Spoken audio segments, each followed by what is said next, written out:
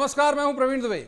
आधी आबादी यानी महिलाएं देश के सभी नेताओं का पूरा मुस्तकबिल लिखने में बहुत बड़ी भूमिका अदा करती हैं। एमपी में तो खास तौर से बीजेपी को बुलंदी में पहुंचाने में महिलाओं की सबसे बड़ी भूमिका है।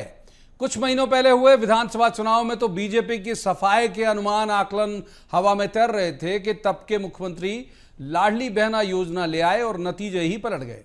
ये दावा और श्रेय शिवराज जी आज तक ले रहे हैं। आज भी सिंधिया के समर्थन में रैली करने गए शिवराज ने यही दावा किया। बहरहाल अब ऐसा क्या हुआ, वो योजना अब भी चल रही है, पैसा अब भी खाते में आ रहा है। आज मुख्यमंत्री डॉक्टर मोहन यादव का एक वीडियो भी सोशल मीडिया के कई प्लेटफॉर्म पर नुमाया है कि चूंकि इस बार 5 को संडे है, लिहाजा लाडली बहना की राशि 4 तारीख को ही वे महिलाओं के खाते में पहुंचा देंगे। इस सब के बावजूद महिलाओं का वोटिंग प्रतिशत एमपी में 2 चरणों में तकरीबन 10% तक क्यों गिरा? ये जो गिरा वो बीजेपी के खाते का था या कांग्रेस के खाते का? हालांकि गिरा तो पूरे वोटर्स का, लेकिन आज जिक्र सिर्फ महिलाओं का ही करेंगे। ये भी समझेंगे कि क्या इसी वजह से स्टार प्रचारक की लिस्ट में ना रखी गई हिमालय में साधना में लीन उमा भारती जी को प्रचार में उतार दिया गया। 2 चरणों में कांग्रेस की स्टार प्रचारक प्रियंका गांधी भी नहीं आई, लेकिन अब आई और महिलाओं से जुड़े मुद्दे लेकर आई। तो आज एक खास पैनल के पास लेकर जाएंगे इसी से जुड़े कई सवाल और समझेंगे कि इस गिरावट की वजह उनके अनुसार दरअसल है क्या। लेकिन रस्मन सबसे पहले आपको दिखाते हैं एक रिपोर्ट, देखिए।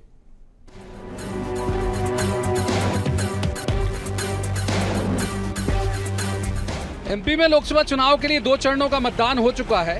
दोनों प्रमुख दल यानी बीजेपी और कांग्रेस आमने सामने। दोनों के ही प्रचार केंद्र में महिलाएं। कई तरह की लुभावनी घोषणाएं और भविष्य के दावों के अलावा मौजूदा ऐसी योजनाएं जिनमें महिलाओं का कल्याण हो रहा है, उसका भी प्रमुखता से भाषणों में जिक्र आ रहा है। उसके बावजूद 2 चरणों की वोटिंग में महिलाओं का वोटिंग प्रतिशत पिछली बार की तुलना में बहुत कम हुआ।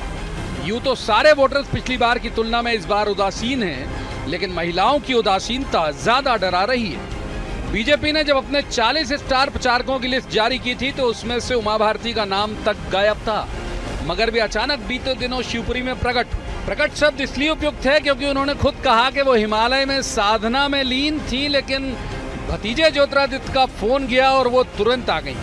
उमा ने ज्योतिरादित्य सिंधिया के समर्थन में प्रचार भी किया और रोड शो भी किया। मैंने देवगौड़ा जी के समय पर ओबीसी के आरक्षण का मसला उठाया था, महिला आरक्षण में ओबीसी का आरक्षण, तो कांग्रेस ने मेरा साथ नहीं दिया था। तो कांग्रेस का चरित्र है ना महिला विरोधी, उनने महिलाओं के टुकड़े टुकड़े करके उनको भट्टियों में भूना है। आप भूल गए क्या इस बात को? तो रावल आवे हैं, प्रियंका आवे हैं, सोनिया जी आवे हैं, कोई भी आवे, इससे लोगों को कोई फर्क नहीं पड़ने वाला ना। वोट तो बीजेपी को ही मिल रहा है। कांग्रेस का किला यूं तो विधानसभा चुनाव के बाद कई जगह से दरक गया है और उनके कई बड़े बड़े पिलर 5 महीने में ही टूटकर बिखर गए। ऐसे में सिर्फ महिलाओं के घटते मतदान का जिक्र उनके लिए करना कोई बहुत सार्थक तो नहीं होगा। फिर भी उन्हें भी उम्मीद होगी कि महिलाएं उनके लिए भी उपयोगी हो सकती हैं। पार्टी ने अब तीसरे चरण के रण में अपना सबसे बड़ा महिला चेहरा यानी प्रियंका गांधी को मैदान में उतारा है। आज वे एमपी के मुरैना में थीं। उन्होंने बीजेपी पर कई मसलों पर हमला किया, मीडिया को भी आड़े हाथों लिया कि उन्हें पूंजीपतियों ने खरीद रखा है। साथ ही महिलाओं का जिक्र भी उन्होंने अपने भाषण में किया। कांग्रेस को उम्मीद है कि विधानसभा चुनाव में जो महिलाएं उनके साथ नहीं थी और लाडली लक्ष्मी योजना या जिस भी वजह से बीजेपी के पास चली गई थी वो वापस आ जाएं तो शायद हालत सुधर जाए। 1200 रुपए का सिलेंडर खरीद रहे हो आप, कहते हैं हम बड़ी स्कीम लाए महिलाओं के लिए। बहनों सुनो, कहते हैं लो फार्म भरो, 1200 रुपए आपको दिलवाएंगे। आपको कहना चाहिए 1200 रुपए में मैं क्या खरीद पाऊंगी एक सिलेंडर आज के दिन में। कांग्रेस पार्टी स्कीम लाई है, 8,500 रुपए हर महीने आपको देंगे, सालाना 1 लाख रुपए देंगे।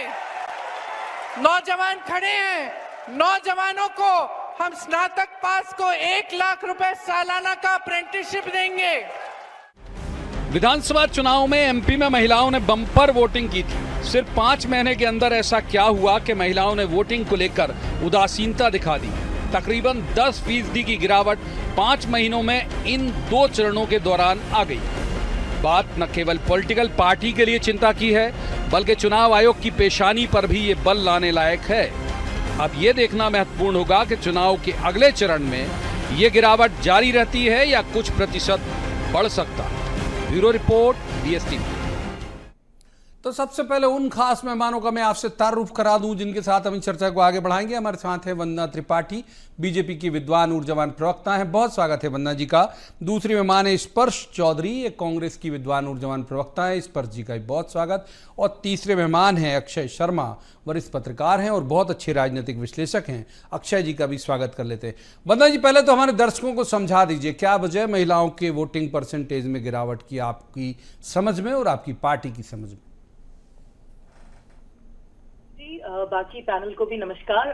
देखिए प्रवीण जी, आप महाकौशल से आते हैं, मैं विंध्य से आती हूँ। आपने देखा पहले और दूसरे चरण में ज्यादातर मतदान विंध्य, महाकौशल, बुंदेलखंड में हुए हैं और आप जानते हैं कि वहां पर अभी विवाह का समय चल रहा है, विवाह की लगने हैं, व्रतबंध की लगने हैं। कहीं ना कहीं तापमान भी एक बहुत बड़ा कारण है। जो महिलाएं होती हैं वो ज्यादातर अपने जो ये पारिवारिक आयोजन है उसमें इतनी लिप्त हैं कि वो ये सोच रही हैं कि चुनाव से ज्यादा जरूरी ये सब आयोजन है, तो इसीलिए वो अपने घरों से नहीं निकली। एक जो मुझे कारण एक महिला होने के नाते समझ में आता है। उसके अलावा प्रवीण जी, आप देखिएगा जो अगले 2 चुनाव के चरण बचे हुए हैं उसमें आपको अवश्य ही महिलाओं की भागीदारी देखने को मिलेगी। उसका कारण है कि ये सारा जो विवाह का जो आयोजन है वो सब भी निपट चुका है और कहीं ना कहीं जो जागरूकता है पार्टियों की तरफ से, चुनाव आयोग की तरफ से, उसको भी बढ़ाया जा रहा है। हाँ, भारतीय जनता पार्टी भी इस विषय में बहुत संज्ञान ले रही है, कार्य कर रही है। हमारे चुनाव प्रबंधन टोली की भी आज बैठक हुई थी, क्योंकि देखिए लोकतंत्र को अगर हमें मजबूत बनाना है तो उसके लिए ये बहुत ज्यादा जरूरी है कि मतदान हो, मतदान का प्रतिशत बढ़े। इससे सहमत हूँ, इससे सहमत हूँ, बेशक सहमत हूँ। बिल्कुल। देखिए ये जरूरी नहीं है कि हम ये बोले कि हमारी पार्टी को, आप हमें मतदाता से ये अपील करनी है कि आप अपने घरों से निकलिए, जाइए, वोट डालिए, लोकतंत्र को मजबूत करिए। आपको जो एक शक्ति मिली है उसका प्रयोग करिए, इस यज्ञ में अपनी आहुति को दीजिए। बेशक सहमत हूं मैं, और मैं इस अपील को आगे भी लेकर जाना चाहूंगा। जिससे ही वोट कर रहा हूं, बीजेपी, कांग्रेस, निर्दलीय, सपा, बसपा, लेकिन वोट जरूर करिए। दूसरे मेहमान को इन कर लेते हैं। स्पर्श जी, आप क्या समझ पाएं, क्या अगर महिलाओं का वोटिंग परसेंटेज कम है तो आपकी पार्टी और आप, क्या आपको लगता है कि क्या वजह रही होगी? तो मुझे ऐसा लगता है कि वंदना जी की बात से और आप सभी की बात से मैं सहमत हूं कि महिलाएं आधी आबादी हैं, तो वोटर प्रतिशत जो है बहुत अधिक चिंताजनक है। बट हम इसको इस तरीके से भी देखते हैं और मुझे लगता है यही कारण भी है कि हम लोग नारी शक्ति के नाम पर जिस किस्म का स्पेशली अगर मैं पार्टी की बात करूं तो भारतीय जनता पार्टी की 10 सालों से सरकार है, 18 सालों से यहाँ भी सरकार है। तो हम लोग जो ये जो नारी शक्ति के नाम पर जो सिर्फ कहते हैं ना, सिर्फ बातें करते हैं, वो बातें बहुत जल्दी उसका जो वादा खिलाफी है वो दिखने लगती है। तो आपने सही कहा कि 6 महीने पहले लाडली बहना योजना के नाम पर काफी वोट पड़े, वही कारण बना। तो आपने पैसे को बढ़ाने की बात की थी, 3,000 रुपए करने की बात की थी, वो वादा खिलाफी भी है। चलिए वो तो अलग अलग बातें हैं। वंदना जी, आप मुझे मौका दिया गया बात लेने के बाद, हाँ बोलिए, इस पर बात पूरी करिए। और इसके अलावा मैं इसको इस तरीके से देखती हूँ, आप जो महिलाएं हैं वो ज्यादा समय तक, जैसे मैं अभी बताती हूँ, कल श्रमिक दिवस था, महिला श्रमिकों के एक सम्मेलन में मैंने भाग लिया। हमने उनसे कुछ बात नहीं की चुनाव के बारे में, हमने उनसे पूछा कि आपकी क्या मुद्दे हैं, शिक्षा, रोजगार, तमाम सारे मुद्दे। उनमें से ज्यादातर मुद्दे लाडली बहना योजना का जिन्हें पैसा नहीं मिला था और जिन्हें मिल रहा था, दोनों ने कहा मेरे बच्चों को रोजगार दिला दीजिए, 1,000 रुपए में घर तो नहीं चलता है। ठीक है, इस पर पहले सवाल बहुत वक्त दिया, मैं तीसरे मेहमान को करूंगा, माफ कीजिए, अक्षय शर्मा हमारे साथ हैं। अक्षय जी, आप क्या समझ पा रहे हैं? इनके दोनों के अलग अलग राजनीतिक प्रतिबद्धताएं हैं, तो जाहिर है कि दोनों के एंगल भी अलग अलग होंगे। आपको क्या लग रहा है, केवल एक वजह, जैसे कहा अभी वंदना जी ने, कि घरेलू काम करके देर से महिलाएं सारा काम निपटाने के बाद वोटिंग करने जाती हैं, गर्मी है, शादी है, गर्मी हर लोकसभा चुनाव में होती है, मतलब तकरीबन हम आपको तो कई चुनाव हो गए, इसी वक्त होता है लोकसभा चुनाव। अक्षय जी, मौसम एक फैक्टर हो सकता है, पर मुझे लगता है कि जो जिस तरह से यहाँ पर अलग अलग चुनाव के समय में पार्टियों ने, भारतीय जनता पार्टी की तरफ से इस तरह का माहौल जो पहले बन गया था कि यहाँ पर मोदी ही 400 पार वाला जो नारा है वो इतना ज़्यादा डोमिनेट कर रहा था, तो सभी लोगों को लगा कि मोदी की सरकार तो आ ही रही है। और कांग्रेस का भी ये देखें कि कांग्रेस का वोटर भी तो वोट करने कई लोग इस कारण ही नहीं निकले। और कांग्रेस की तरफ से भी अगर देखा जाए तो कांग्रेस का भी जो वोटर है वो ये समझ के बैठा कि इस बार तो 400 पार वाला जो नारा है वो इसका असर होता दिख रहा है, तो वो भी शायद इसलिए नहीं निकला। और जैसा कि अभी वंदना जी ने बताया कि घरेलू कामकाज में महिलाएं शादी के व्यस्तताओं के तहत वो अपने निकलने में उनकी प्राथमिकताएं दूसरी रही होंगी, तो वो भी एक कारण हो सकता है। लेकिन ओवरऑल जो परसेंटेज डाउन हुआ है वो दोनों ही पार्टियों के लिए बहुत चिंता का विषय है। और अभी हमने आज ही अखबारों में फोटो भी देखा कि जो मुख्य चुनाव आयुक्त हैं वो ट्रैक्टर पे बैठ के लोगों के पास में जाकर उनसे मतदान करने की अपील कर रहे हैं। और तो भी बहुत सारे कैंपेन चला रहा है, हर प्रोत्साहित दिल्ली दोनों प्रोत्साहित करने का प्रयास किया जा रहा है कि किसी तरह से वोटर जो है वो बाहर निकले। लगभग 9% या 10% के आसपास का अंतर है पिछले लोकसभा चुनाव के से कंपेयर किया जाए तो एक बहुत बड़ा अंतर होता है। और जिस समय पूरे देश भर में दोनों पार्टियां जोर लगा रही हैं और अगर ऐसे में वोटर टर्नआउट ही कम होगा तो दोनों के लिए चिंता का विषय होगा और परिणाम पे वो असर भी डाल सकता है। एक बार वंदना जी को इन करते, वंदना जी अब थोड़ा फैक्ट पे बात कर लेते हैं। सबसे ज्यादा ओबीसी बहुल जिला है बालाघाट, पहले चरण में आपकी कैंडिडेट वहां से महिला है, वहां सब पुरुषों से ज्यादा वोटिंग परसेंटेज महिलाओं का था, पहले चरण में ही था वो। और उसी क्रम में शहडोल भी था, शहडोल में भी आपकी कैंडिडेट महिला है लेकिन वहां कम था। तो क्या रीजन आपको समझ में आ रहा है बालाघाट में, क्या जो वोटिंग हुई वो भारती पारदी जी के नाम पे हो गई या फिर उनकी नाराजगी की थी? ज्यादा बालाघाट में क्यों? आप लोग तो बड़ा मीमांसा करने वाली पार्टी हो ना, कि बड़ा सूक्ष्म अन्वेषण आप लोग करते हो वोटिंग के बाद, तो इसको बालाघाट को क्यों देखा कि बहुत तेज वोटिंग हुई वहां महिलाओं की? देखिए, जब भी देखिए प्रवीण जी, सशक्त जो नारी होती है वो सशक्त राष्ट्र का निर्माण। तो जब महिलाओं को जब दिखता है कि एक महिला प्रत्याशी चुनाव लड़ रही है तो कहीं ना कहीं उनमें एक उत्साह अलग होता है, वोट डालने का उत्साह अलग होता है। हर कोई चाहता है, हर महिला ये चाहती है कि महिलाओं का प्रतिनिधित्व बढ़े। और हमारे माननीय यशस्वी प्रधानमंत्री जी ने अगले चुनाव में तो नारी शक्ति वंदन अधिनियम के माध्यम से ये सुनिश्चित किया है। तो कहीं ना कहीं भारती पारदी जी के केस में हम यही कह सकते हैं कि जहां जहां महिलाओं ने पार्टिसिपेट किया है वहां वहां अवश्य महिलाओं की जो भागीदारी बढ़ी होगी और बढ़ेगी भी। उसका कारण हर किसी को अपने जेंडर का कैंडिडेट अच्छा लगता है। महिलाओं को जब प्रत्याशी बन के लड़ती हैं। देखिए, हमें भारतीय जनता पार्टी, अब मैं एक अपील करना चाहूंगी प्रवीण जी आपके चैनल के माध्यम से, क्योंकि अब तीसरे चरण की तरफ हम बढ़ रहे हैं, तो कृपया कर जनता से मैं ये अपील करना चाहूंगी कि कृपया करिए और जाइए, अपने मतदान केंद्रों तक पहुंचिए। आप जहां भी हो अपने मतदान क्षेत्रों में पहुंचिए, अपने मतदान केंद्रों तक पहुंचिए और तीसरे चरण में अपनी भागीदारी को सुनिश्चित करिए। महिलाओं से, बहनों से मेरी अपील है कि कृपया करके लोकतंत्र में अपनी आधी आबादी की भूमिका को निभाइए और जाइए भारतीय जनता पार्टी को चुनिए। क्यों चुनिए? बेटी बचाओ बेटी पढ़ाओ लाने वाली भारतीय जनता पार्टी, 3 तलाक खत्म करने वाली भारतीय जनता पार्टी, उज्ज्वला योजना के माध्यम से आपको धुएं से निजात दिलाने वाली भारतीय जनता पार्टी, नारी शक्ति ये पब्लिसिटी जैसा हो जाएगा। एक बार हम इन करते, मैं दूसरी मेहमान को इन करूंगा, स्पर जी को। स्पर जी, अभी से पहले सवाल में आपने कहा एक बात कि नारी शक्ति की केवल बातें करती है बीजेपी। 6 सीटें दी है उन्होंने 29 में से 6, आपको अब नाम गिनाऊंगा तो दोहराव हो जाएगा, आपने दी केवल 1, तो फिर ये आपके बाद में आपको नहीं लगता विरोधाभास है? तो मैं इसको ओवरऑल बात करूंगी, राजनीतिक प्रतिनिधित्व की बात जो वंदना जी और आपने की और अदरवाइज भी। पहली बात तो ये कि विधानसभा चुनावों में अगर हम देखेंगे तो आप पाएंगे कि हमने अच्छी खासी सीट्स, अच्छी खासी टिकट्स महिलाओं को दी थी। अभी अभी गया चुनाव है, लोकसभा चुनाव में आप सही कह रहे हैं कि हमने एक ही दी, लेकिन हम किसी की पत्नियों को, ऑलरेडी एग्जिस्टिंग जो सांसद हैं हिमाद्री सिंह जी, जिनके खिलाफ ही मान सकते हैं आप, क्योंकि अगर हम उनके कार्यकाल पे चर्चा करेंगे तो बड़ी देर हो जाएगी। इस तरीके के बातों की बजाय हमने ऐसी नेत्रियों को टिकट दी थी विधानसभा चुनाव में भी जो किसी उनके पीछे शायद उनकी अपनी मेहनत थी। तो एक और चीज, और दूसरी चीज, 1 मिनट वंदना जी, 1 मिनट तीसरे मान करो करेंगे। बहुत संजीदा मसले बात चल रही, बोलिए इस पर जी, बात पूरी करिए।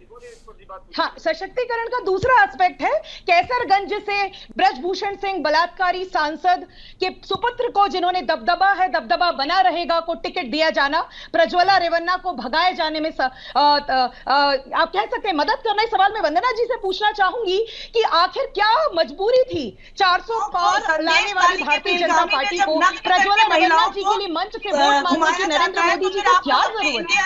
गठबंधन क्यों नहीं तोड़ देते? वैसे मैं दोनों मेहमानों से एक बहुत विनम्र अनुरोध करूंगा, और कई बार इस शो में कर चुका हूं कि हम रीजनल चैनल हैं, एमपी छत्तीसगढ़ के संदर्भ में बात करते हैं, नेशनल की बात करने के लिए बहुत सारे चैनल हैं, तो लिहाजा चर्चा अगर एमपी के इर्द गिर्द रखेंगे तो ज्यादा सहूलियत होगी। इस पर जी बात पूरी करिए, फिर अक्षय जी के पास जाएंगे। तो एमपी की बात भी कर लेती हूँ। जोबट अलीराजपुर में जो घटना हुई है, मैंने अपनी माँ से पूछा, क्योंकि अखबार सभी पढ़ते हैं, मैंने भी पढ़ा, मैं भी देख रही हूं। मैंने कहा आपका क्या सोचना है इस बारे में कि अलीराजपुर वाली घटना पर मीडिया कवरेज कैसा है? और भोपाल का तो चलिए राजधानी है, तो जो प्राइवेट हॉस्टल में बच्ची के साथ घटना हुई वो अखबारों में थी। तो आप ये कह सकते हैं कि अलीराजपुर वाली घटना में जिसके जो तथाकथित रूप से वैसे सभी जानते हैं कि प्रदेश के वन मंत्री के रिश्तेदार का हाथ है, इसलिए लापरवाही हो रही पुलिस द्वारा, मीडिया में उसका कवरेज नहीं है। और उल्टा जब कोई ठीक है, इस पर जी आऊंगा अगले सवाल में आऊंगा, एक पर्टिकुलर मसले में। एक बार अक्षय जी को इन कर लेता हूँ, वक्त ज्यादा दे दिया ऐसे में समान वितरण में कम से कम मुझ पर उंगली नहीं उठी। अक्षय जी को इन कर लेते हैं, वो गैर राजनीतिक व्यक्ति हैं, वो क्यों असहाय हो जाएं। अक्षय जी, ये जो पूरी बात यहाँ पर चल रही है, मैं केवल ये समझना चाहता हूँ कि जो मसला है कि भाई अगर ये क्लेम किया जाए बीजेपी की तरफ से कि भाई लाडली लक्ष्मी योजना ने विधानसभा चुनाव में कमाल किया, और ये क्लेम करते भी रहे, वो योजना अभी भी चल रही है, कोई बंद नहीं हुई। उसकी पब्लिसिटी भी अभी आचार संहिता के दायरे में रहने के बावजूद जितनी की जा सकती है वो सीएम के ट्विटर हैंडल और बाकी हैंडल से हो रही है कि जल्दी आ जाएगी राशि, 4 को आ जाएगी, पहुंच भी रही है। फिर क्या केवल वही योजना एक बड़ा फैक्टर रही होगी, या फिर कुछ और वजह है, या फिर ये है कि भाई जो आप कह रहे हैं कि अब उन्होंने मान लिया कि इनके समर्थक ने मान लिया कि बीजेपी की बन रही, उनके समर्थक ने मान लिया कि भाई कांग्रेस की बन रही? इसमें लाडली बहना योजना, आपने जो मध्य प्रदेश के संदर्भ में अगर हम चर्चा करें तो निश्चित रूप से उसने विधानसभा में तो अपना काम किया ही सही, और लोकसभा में भी वो अपना असर दिखा रही है, और वो सरकार के लिए एक बहुत महत्वपूर्ण है भी। इसलिए हम मुख्यमंत्री की जो घोषणा है कि वो पहले ही 4 तारीख को ही मिल जाएगी, तो इससे हम अंदाज़ा लगा सकते हैं कि सरकार उसके प्रति कितनी गंभीर है और वो असर दे रही है, ऐसा सरकार का मानना भी है। इसीलिए वो उसको लेकर तारीखों में भी आगे पीछे उसको कर रहे हैं, जिससे कि कहीं भी कोई शक शुबा न रहे कि मतदाताओं के मन में, महिला मतदाताओं के मन में खास करके, कि राशि जो है वो चुनाव के बाद मिलेगी या डिले हो जाएगी। तो ये एक बहुत बड़ा फैक्टर तो है ही सही। अच्छा, कैंडिडेट आपको जल्दी से एक सप्लीमेंट्री ले लीजिए। कैंडिडेट अगर महिला हो तो आपको लगता है अपील करता होगा, इस वजह से बालाघाट जो बढ़ा उसकी वजह क्या? वो तो ओबीसी बहुल जिला है, ये उम्मीद की जा रही थी कि भाई ओबीसी का भी अच्छा वोट बैंक वहाँ पर वोटिंग परसेंटेज आएगा। पिछली बार भी बीजेपी को वहाँ उतना ज़्यादा फायदा नहीं हुआ विधानसभा में जितना होना चाहिए था। बालाघाट के संदर्भ को कैसे देखते हैं? निश्चित रूप से महिला कैंडिडेट का बहुत फर्क पड़ता है। महिलाओं में एक उत्साह उसमें जागृत होता ही है कि एक महिला को वहाँ पर अगर प्रतिनिधित्व मिलता है लोकसभा में, तो उनकी आवाज़ भी वो सशक्त रूप से लोकसभा में उठा सकती हैं। तो महिला प्रत्याशी का बहुत बड़ा फर्क पड़ता ही है। और हमने देखा कि आज तो भारतीय जनता पार्टी ने उमा भारती जी को भी चुनावी मैदान में प्रचार के लिए उतार दिया है। तो अब महिलाओं को प्रेरित करने का जो प्रयास है वो वही सवाल लेके मुझे लगता है वही सवाल हमारे सेकंड सेगमेंट का पार्ट भी वही था। वंदना जी, आपने 40 लोगों के स्टार प्रचारक की लिस्ट जारी की, उमा जी का नाम नहीं था उसमें। बड़ी खबर बनी कि भाई मास लीडर हैं उमा भारती, वो बीजेपी की स्टार प्रचारक नहीं, जबकि नए नवेले आए सुरेश पचौरी जी का नाम उसमें था।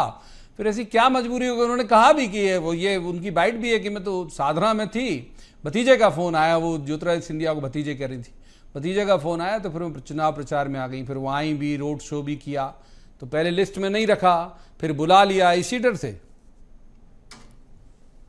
देखिए प्रवीण जी, पहले तो मैं स्पर्श जी की बात का जवाब से एकमात्र प्रत्याशी नीलम मिश्रा जी, वो मेरी भी भाभी लगती हैं और वो भी एक नेता की पत्नी है। तो ये ना कहें कि नेताओं की पत्नियों को हम टिकट देते हैं। हमारे यहाँ कम से कम हमने 6 कैंडिडेट्स को दिया है, उन्होंने एक को ही दिया है।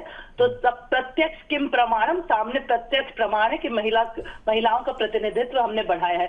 दूसरी चीज, ये लाडली बहना योजना को हमेशा कोसते रहे कि हम उसे बंद कर देंगे। निरंतर वो योजना चल रही है, उसमें एड ऑन होते जा रहे हैं, लाडली बहना आवास योजना।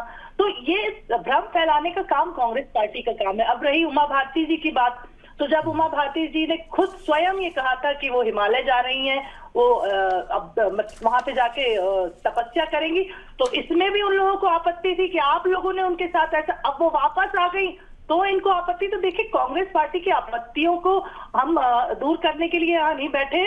हम वो सरकार है जिसने लाडली लक्ष्मी योजना के माध्यम से महिलाओं का लड़कियों का जेंडर रेशो बढ़ाया है। आज 932 girls is to 1000 boys Madhya Pradesh का आंकड़ा है। जब कांग्रेस की सरकार थी तब क्या था? 1 करोड़ 14 लाख बहनों को लाडली बहना योजना का फायदा मिल रहा है। 17,000 जो हमारी स्व सहायता समूह की बहनें हैं वो चुनाव लड़ने गई और जीत कर आई हैं। ये मध्य प्रदेश का आंकड़ा है। तो हम तो अब स्पर्श जी की तरफ चलते हैं। हम स्पर्श जी, यही सवाल आपसे कि प्रियंका गांधी ने ताबड़तोड़ प्रचार किया था विधानसभा चुनाव में और कमोबेश उनके भाषण में बहुत ज्यादा बदलाव नहीं आया। ये जो 8,500 की बात वो कर रही हैं, उन्होंने मंडला में भी की थी, उन्होंने शहडोल में भी की थी विधानसभा चुनाव के वक्त। आज पहली एंट्री उनकी मुरैना में हुई लोकसभा में और वहां भी उन्होंने यही बात कही। तो तब नहीं चल पाया जादू, इस बार आपको लगता है चल जाएगा? देखिए, पहली चीज तो विधानसभा और लोकसभा चुनाव वैसे कायदे से वोटर इस तरीके की चीजें समझता है, लेकिन अब क्योंकि सामने वाली पार्टी के पास अपना खुद का प्रत्याशी का नहीं होता है, तो किसी की गारंटी के नाम पर वोट मांगने का जो बड़ा विचित्र चलन आप भारतीय जनता पार्टी के द्वारा देख रहे हैं। बाकी 8500 रुपए प्रति माह के अलावा भी हमारे न्याय पत्र में महिलाओं की बहुत बातें हैं। अगर वंदना जी, मुझे अगर मौका दिया गया है तो कृपया मुझे बोलने दीजिए। नहीं, लेकिन आप प्रधानमंत्री जी को किसी नहीं बोल सकती स्पर्श जी, ये गलत है। आप उन्हें प्रधानमंत्री जी, मोदी जी बोल सकती है, किसी करके मत बुलाइए। मोदी जी की गारंटी को आगे ले जाने के लिए भारतीय जनता पार्टी बैठी हुई है। जी बिल्कुल ठीक है। चलिए वंदना जी, माननीय प्रधानमंत्री जी के कहने पर उनकी गारंटी के नाम पर आप कर रहे हैं। मेरा सवाल, देश का कोई भी नागरिक इंक्लूडिंग भारतीय जनता पार्टी का या प्रधानमंत्री, कोई भी कुछ जनता उनसे सवाल पूछती है तो आप शोर आपस में हो जाएगा, अंताक्षरी की तरह हो जाएगा। सुन लेते हैं ना, फिर आपकी बारी आएगी। मान लीजिए वो बीच में बोलेंगे तो पूरा शोर सुनाए। इस पर जी बात पूरी करिए। जहां तक महालक्ष्मी योजना की बात है, 8500 रुपए प्रति माह वाली बात, वो एक हिस्सा है हमारे न्याय पत्र का। मैं आपको बताती हूं, 2013 का जो वर्क प्लेस पे सेक्सुअल हरासमेंट का कानून है, कांग्रेस पार्टी लाई थी। हमारे न्याय पत्र में उसके इंप्लीमेंटेशन की बात भी बेहतर तरीके से की गई, जिसकी को तार तार करने का काम भारतीय जनता पार्टी ने किया है। मैं मानती हूं कि ये रीजनल चैनल है प्रवीण जी, लेकिन लोकसभा चुनाव का है मामला है, और जिस तरीके से आप प्रधानमंत्री जी बातें करते हैं वैसे ही पार्टी के बाकी लोग भी फॉलो करते हैं। इसलिए मैं कह रही हूं कि एक बात ओवरऑल मुद्दों की है। दूसरी बात, हम बात कर रहे हैं आधी आबादी पूरा हक की, जिसमें हम अक्षय जी को इन करता हूं, यदि वक्त रहा तो क्लोजिंग के लिए जरूर आऊंगा। एक बार अक्षय जी को इन करते हैं। अक्षय जी, यही बात मैं आपसे समझना चाह रहा हूं कि उमा जी मास लीडर हैं, इसमें कोई दो राय नहीं। उनके आने, आपने भी आपकी बात कही, सिरा लेके मैं गया था वंदना जी के पास, के उनको अब लगा कि भाई अब बीजेपी को यही लगा होगा कि कुछ महिलाएं उतार दी जाएं, और वो महिलाएं जो अपीलिंग हैं, और वही कांग्रेस को भी लगा होगा कि भाई प्रियंका जी की भी अपील है, उमा जी की भी अपील है। निश्चित रूप से जो परिस्थितियां बनी हैं पिछले दूसरे चरण के मतदान के बाद में, उसमें जो मास लीडर्स हैं उनको दोनों ही पार्टियां उतार के और महिला मतदाताओं को रिझाने का, उनको मतदान के लिए प्रेरित करने का प्रयास कर रही हैं। लेकिन जिस तरह से पहले आपने बताया कि पहले स्टार प्रचारकों की सूची में पहले माननीय सुरेश पचौरी जी का नाम था और उमा जी का नहीं था, तो इसको लेकर चर्चाएं भी हुई, मीडिया में भी काफ़ी चर्चाएं हुई। लेकिन अब जब परिस्थितियां ऐसी बनी तो उमा जी को भी फायर फाइटिंग के लिए बुलाया गया है कि आप आइए और महिला मतदाताओं को प्रेरित करिए कि वो मतदान के लिए बाहर आएँ। और यहाँ प्रियंका जी को भी मैदान में उतारा कांग्रेस की तरफ से।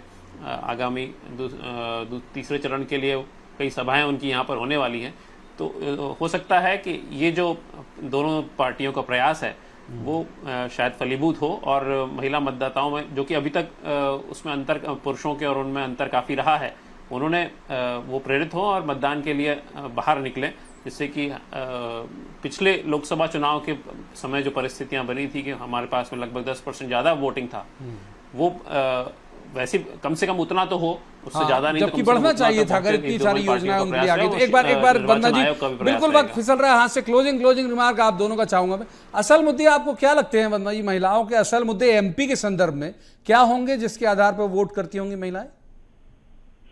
देखिए, इस बार तो देखिए प्रवीण जी, मोदी जी की गारंटी इसको महिलाएं वोट करेंगी और भारतीय जनता पार्टी को वोट करेंगी। इसलिए वोट करेंगे क्योंकि भारतीय जनता पार्टी वो सरकार है जिसने केंद्र से लेकर प्रदेश तक महिलाओं के उत्थान के लिए, विकास के लिए कार्य किया है, योजनाएं लाई है। और इसीलिए हम ये कहते हैं कि आप जाइए और कमल का बटन दबाइए और माननीय यशस्वी प्रधानमंत्री मोदी जी को प्रधान सेवक के रूप में। क्लोजिंग स्पर्श जी, यही सवाल बिल्कुल कॉपी टू स्पर्श जी, क्या आप देखती होंगी महिलाएं, क्या एजेंडे आपको लगता है एमपी की महिलाओं के हैं किसी भी दल को वोट करने के लिए? तो मैं अपने व्यक्तिगत अनुभव से जो मैंने पहले कहा उसी अभी पूरे चुनावी वक्त का बताऊंगी कि लोगों को ये समझ में आ गया है कि लाडली बहना योजना या जैसी योजनाएं जो कि कायदे से 17 राज्यों में अगर आपकी सरकारें हैं तो सभी में हो सकती थी, लोकसभा चुनाव है इसलिए कह रही हूं। लेकिन मध्य प्रदेश के मामले में बहनों को समझ में आ रहा है कि 1000 रुपए में घर तो नहीं चल रहा है, कई गुना आटा दाल चावल जो किचन का बजट बढ़ा है वो लंबे समय तक उनको साथ नहीं निभाएगा। तो देश के चुनाव रोजगार और महंगाई के मुद्दे पर, रोजगार और महंगाई के मुद्दे पर हो रहे। माफ कीजिए, रोकूंगा इस पर जी, आपको वक्त इजाजत नहीं देता, वक्त इतनी चर्चा के लिए मुकर्रर था। बहुत बहुत शुक्रिया तीनों मेहमानों का इस चर्चा में शामिल होने के लिए। लेकिन एक जिम्मेदार चैनल होने के नाते हम जरूर ये बात कहेंगे उन तमाम महिलाओं और बल्कि पुरुषों से भी जिनके यहां अगले चरण में मतदान है कि निकलिएगा जरूर। जो बात इस पैनल से निकल के आएगी, परिवार में आयोजन या गर्मी तो समय एडजस्ट कर लीजिए प्लीज, लेकिन मतदान जरूर करिएगा चाहे जो भी आपकी पसंद का उम्मीदवार हो। आज की चर्चा में इतना ही, कल किसी खास मसले पर खास पैनल के साथ बैठकर कहेंगे, जवाब तो देना होगा। आप देखते रहिए BSTV।